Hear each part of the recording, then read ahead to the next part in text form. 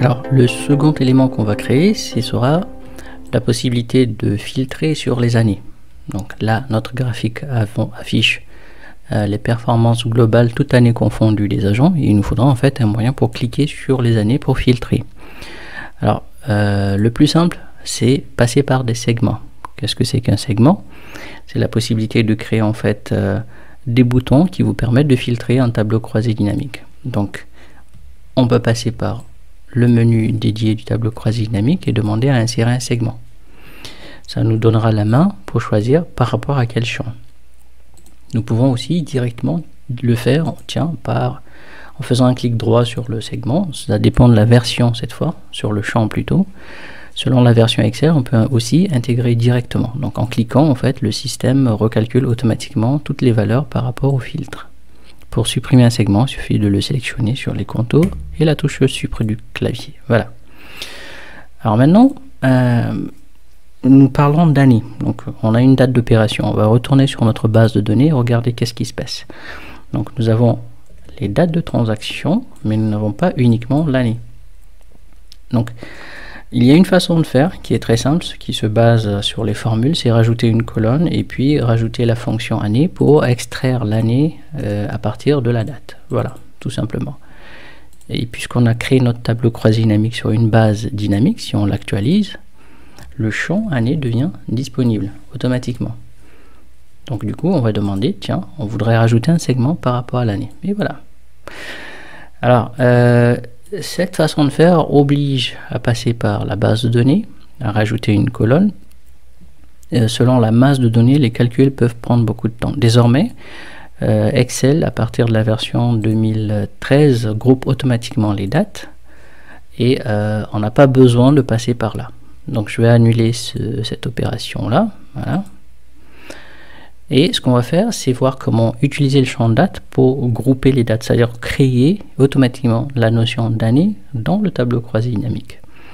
Pour ça, il suffit d'utiliser donc le champ date, voilà, de le placer dans le champ en zone de ligne de préférence. Donc, qu'est-ce qu'il fait lui? Automatiquement, il groupe les dates. Et donc, on voit bien qu'il nous a créé la notion de trimestre qu'on n'avait pas, la notion donc aussi d'année. Maintenant, ça s'est fait automatiquement parce que nous sommes sur la version là Office 365 et c'est automatique à partir de la version 2013. Donc, si vous n'avez pas ces versions, puisque ce tableau de bord, vous pouvez le faire sur toutes les versions à partir de la version 2010, on va voir comment grouper les dates manuellement. Alors, pour revenir à 0, concernant les dates, il suffit de cliquer sur un des éléments de date, clic droit, dissocier ou passer par le tableau croisé dynamique. Groupe dissocié, donc ça remet à 0 en fait les dates comme elles étaient, mais il faut qu'elles soient en fait dans le tableau croisé dynamique, que vous puissiez faire un clic droit dessus. Une fois que vous le faites, vous faites grouper et là vous pouvez choisir, tiens, je veux grouper par jour, par mois, par année, par trimestre, ou je veux pas les trimestres. Voilà, je fais OK et vous voyez bien qu'on a les champs qui arrivent là. Voilà, donc ce qu'on va faire, tous les champs dont j'ai pas besoin, je les enlève. Donc c'est mois, année, date, voilà. Et je veux un segment sur les années générées. Donc là, je rappelle, l'avantage, c'est qu'on n'a pas fait de calcul dans la base. Donc je vais afficher mon segment. Voilà. Et on va parler maintenant de la personnalisation de ce segment. Je ne veux pas d'en-tête, parce que bah, c'est une information superflue. C'est des années, je sais que ce sont mes années pour filtrer mes données. Il me rajoute aussi quelque chose qui n'est pas toujours pratique, c'est que pour des données chronologiques, il donne la possibilité de cliquer sur avant ou plus, la période la plus petite ou la plus grande. On va enlever les données non présentes dans le tableau. Donc il faut faire un clic droit. Et tout en bas, on a paramètres du segment.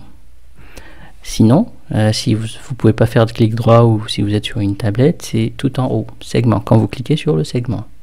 Donc vous passez par segment, paramètres de segment séparés. Donc il suffit simplement de lui dire, tiens, je veux pas d'en-tête. Et toutes les données en fait qui se donnent du mal à me présenter, qui ne sont pas présentes dans le tableau, je veux pas. Donc il faut cocher ça et à l'inverse décocher ça. C'est parti. Et voilà. Maintenant pour la forme, la disposition des données. Donc là j'ai des années, 2 seulement. Si j'élargis, bah, il passe pas 2020 de l'autre côté. Pourquoi? Parce qu'en fait la gestion des colonnes n'est pas relative à la taille en largeur. c'est quelque chose que vous fixez. Donc là, tout a été fait en une colonne. Donc ils vont s'afficher forcément en une colonne. Là, il faut lui demander donc 2 colonnes, ou 3, ou 4. Bon, à nous de voir. Donc voilà, je rétablis donc la position de mon segment. Et si je clique, donc bien sûr, il recalcule.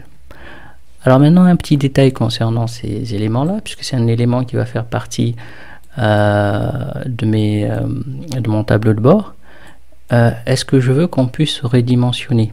Donc vous remarquez que quand on clique dessus, voilà. Alors il y a des petites options qu'il vaut mieux paramétrer avant donc de mettre à disposition. Donc les options de formatage, il faut aller dans le format pour pouvoir le faire. Donc soit vous cliquez sur cette petite flèche là dans les paramètres donc du segment, ou vous faites un clic droit et vous aurez aussi des propriétés de mise en forme. Donc je fais un clic droit, taille et propriétés, voilà, j'ai mes trucs, et je vais demander à ce qu'on ne puisse pas redimensionner.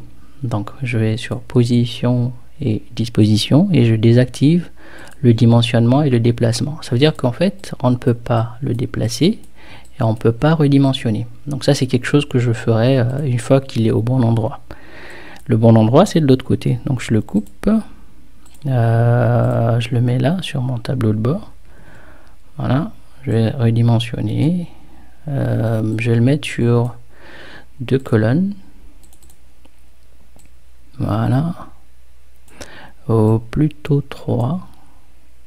Voilà, et comme ça je réduis la hauteur et j'active cette option. Bien sûr, bon, il y a d'autres paramètres avec lesquels vous pouvez jouer.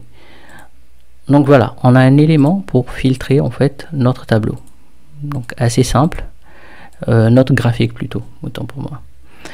Voilà, donc les segments, quand on en a besoin, il faut qu'ils soient rattachés à un tableau croisé dynamique ou une liste, mais là c'est la question concerne les tableaux croisés dynamiques et on va se concentrer dessus.